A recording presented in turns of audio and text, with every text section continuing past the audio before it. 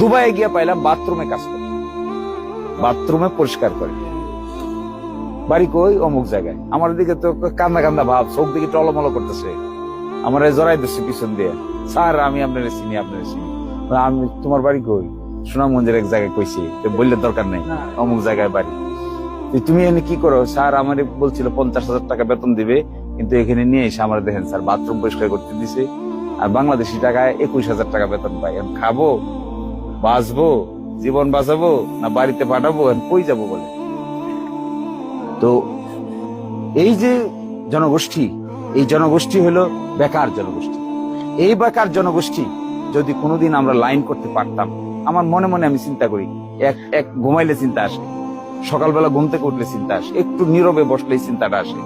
এই 40, 50, 45,000, 47,000 প্রায় মহিলা পুরুষ মিলে এই 47,000 বেকার যুবক যারা এখানে আছে, তাদের জন্য যদি আমরা ব্যবস্থা করতে পারতাম, এই দিরাইতে সাল্লাইতে যদি তাদের প্রশিক্ষণ সেন্টার গড়ে তুলতে পারতাম, ড্রাইভিং শেখাইতে পারতাম, টেকনিক্যাল কাজ শেখাইতে পারতাম, বিদেশের সাথে লাইন করতে পারতাম, এদেরকে আমরা সৌদি আরব, কাতার, কুয়েত, ওমান, এই মিডল ইস্টের বিভিন্ন জায়গায় 5-7 লাখ টাকা খরচ করে সরকারি সিস্টেমে আমরা এদেরকে ব্যবস্থা করতে পারতাম, তাহলে আমাদের ভাটি অঞ্চলের মানুষের হাজার হাজার মানুষের সম্মানজনক চাকরির ব্যবস্থা হইত। এই